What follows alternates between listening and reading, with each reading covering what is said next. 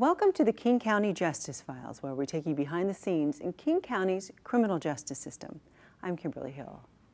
Drug addiction, it can tear a family apart, but now a Superior Court therapeutic program is putting families back together. It's called Family Treatment Court. The wheels on the bus go round and round, round and round. A, B, C, D. Barry Jackson is a single dad to his daughter, beautiful, busy Mariah. You know, I don't know how I do it some days. I'm chasing behind her. Okay, wait for daddy. But I sleep good at night, she sleeps good at night. Acid, all fall down! Yay! And I thank God every day for her. But this young family's life has not always been a walk in the park. When Mariah was born, she became a ward of the state and placed in foster care. The culprit? Both parents' addiction. I was addicted to crack cocaine for a number of years, as well as alcohol. It really just about any drugs I could get my hands on, but mostly was alcohol and crack cocaine. Barry's addiction cost him plenty. He wasn't in contact with Mariah's mother when she was born. He was homeless before finding his way into treatment. After being there 60 days, I got a call that I had a child, and so I wasn't expecting her, and it was right around Christmas time. She was born on the 14th. I met her for the first time on the 15th. Just at first sight, I fell in love with her, and I just made a commitment, which I'd already changed my life around, but I just made a commitment that I wanted to definitely better myself for her. Barry found his future in a courtroom. But it's a courtroom that's more about treatment than penalty. King County's Family Treatment Court. Parents opt in to Family Treatment Court because they have an addiction problem and they need extra support around that, and they want to be reunited with their kids.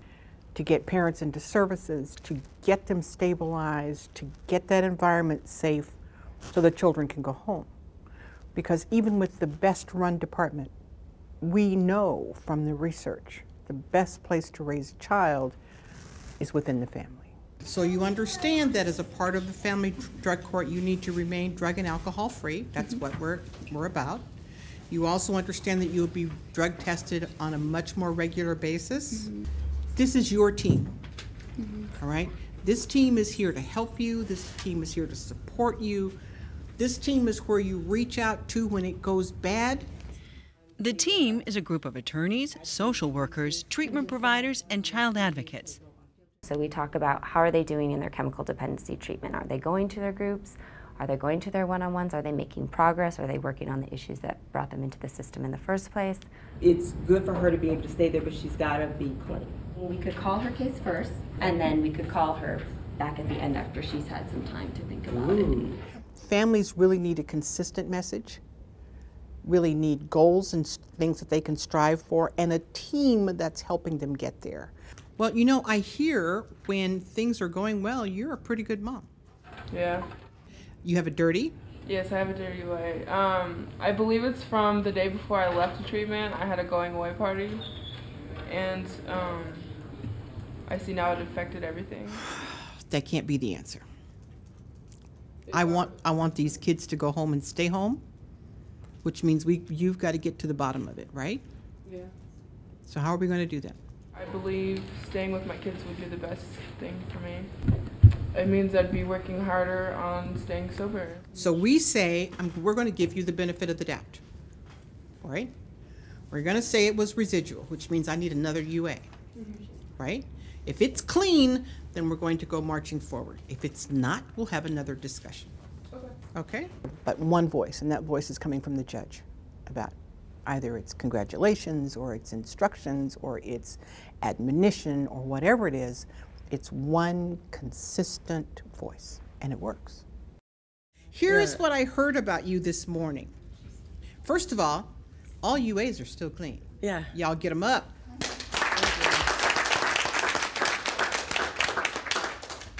It's not just about clapping and saying, yes, you're doing great, when you're really not. It's about delivering that tough message in a way that allows the person to feel safe and come back the next week. She looks fabulous. And you do. You look healthy and radiant, and this is wonderful. As hard as you have worked, you are entitled to cry. Okay? We'll all cry with you on graduation day, okay? But families often graduate from the program after 18 months to 2 years if they've maintained sobriety, completed services, and proven they can provide a stable environment for their children. If we can make it safe, baby can go home. Mr. Jackson's case was dismissed April 2011.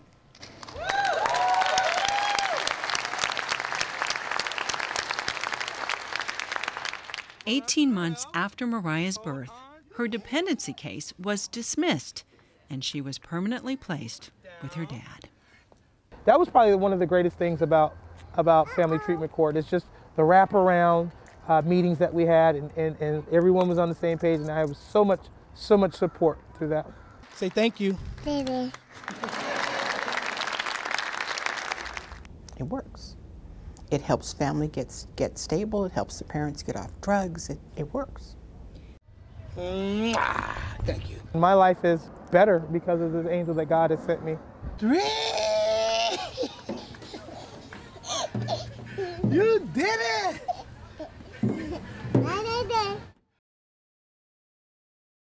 If you'd like to find out more about Family Treatment Court, you can contact the program office at 206-205-9340. There are hundreds of unsolved homicide cases in King County, but now there's a new tool that may help solve some of these cases. It takes fingerprints to a whole new level. Their stories are all different and all heartbreaking. King County homicide cases that have grown cold with no new leads. Some date back to the 1980s. We have about 200 roughly cold cases that we feel are still solvable, and those include missing person cases that are presumed homicides. Now, new technology could mean new leads, and it's all in the palm of your hand. King County Automated Fingerprint Identification System, AFIS, is launching a new generation computer. The MorphoTrack product has the ability to search palm prints as well as fingerprints. Our old AFIS only had the first digits of the finger, so the very tips of the finger, and now we have the entire palm. So you can see that's a lot more information to work with. It's a huge breakthrough. We've never had the ability to search a palm print through an automated fingerprint system. In the past, print examiners could only match palm prints if they had a known suspect. Now, unknown palm prints from a crime scene can be compared to the entire AFIS database of more than 340,000 sets of prints. It has the technology to search millions of prints, and in a fraction of the time that we could possibly do it. Now we're able to bring those prints up on screen and enlarge them, maybe make them a little bit darker, a little bit lighter by enhancing, and then we're able to mark those characteristics side by side that are similar. At least 30% of latent prints left at a crime scene are palm prints. In King County, we've collected palm prints from people as they're booked for many years. It's just that we could only use them in a manual way, but now we can electronically search those prints against the crime scene prints.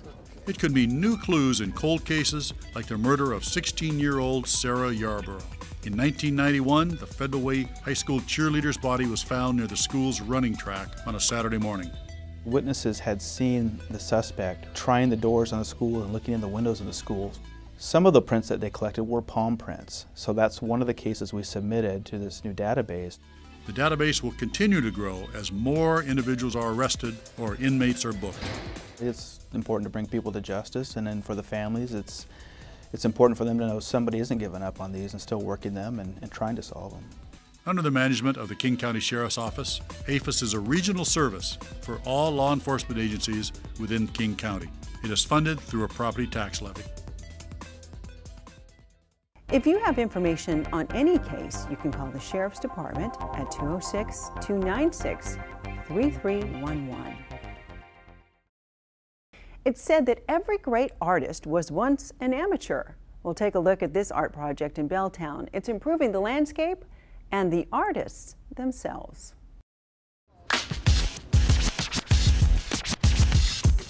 Have you passed this mural in Seattle? It's designed to beautify a Belltown construction project. The artist, teenagers. People come by and say how much they like it. They spent the last 8 weeks painting. You know, you got weird lines, you got like tight borders. But this is not a summer camp project. All of these kids have been in trouble with the law. Some have been in county detention. I was still booked when I started the program. I got out the day after I started the job, and it kept me out of a lot of trouble this past summer. This internship program is offered through Superior Court's community programs, a part of juvenile probation. The court partners with local businesses and nonprofits like UrbanArtworks. The goal, to keep these kids out of the justice system. We still have an opportunity to turn it around for them, and so that they can become productive citizens, they can become taxpayers and homeowners and college graduates, and give back to the community. UrbanArtworks has installed dozens of murals around Seattle, empowering court-involved youth. Basically giving them art skills, but more importantly, job training skills. So they learn to show up on time, call and be accountable if they're late, dress appropriately, which is paint clothes. It was a good incentive, like get out, go earn work experience, go earn money, go work, instead of sitting at home playing video games out on the streets. The kids all had to interview for the program. They earn minimum wage for their work. They also have to be enrolled in school, training, or a GED program. It helps me think better, because when I was getting in trouble, I wasn't doing things I should have been, but now my mind is more clear, so I can just think better, and it makes me want to just move forward, be successful. Now I have a plan. I'm going to college, and I'm going to be what I want to be and be successful in what I want to do. A lot of these youth see their name on court orders, they see their name all over these papers that have negative connotations. Very rarely are they seeing their name on something positive. And at the end of this 8-week program, their name's painted on this wall, and it's going to be up for years. And they can say, hey, I did that. This Artworks project was made possible by a grant from the U.S. Department of Labor in partnership with the state's Juvenile Rehabilitation Administration. Thanks for joining us for the King County Justice Files. I'm Kimberly Hill. If you'd like to find out more about any of these stories, you can visit us online at kingcounty.gov/KCTV.